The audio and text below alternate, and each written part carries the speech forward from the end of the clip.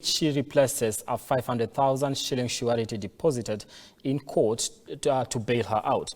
Now, however, former Youth Principal Secretary Lillian Omolo sought to have all the NYS graft cases handled by a single magistrate to avoid conflicting decisions.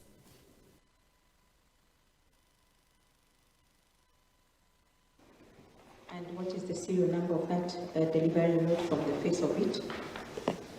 002.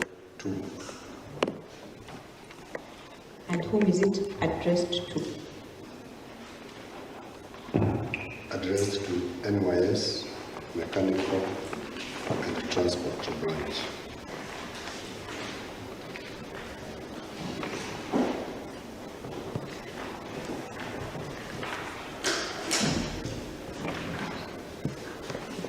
Can you indicate to the court from that delivery note what items are indicated as being delivered? Corned beef, 320 grams.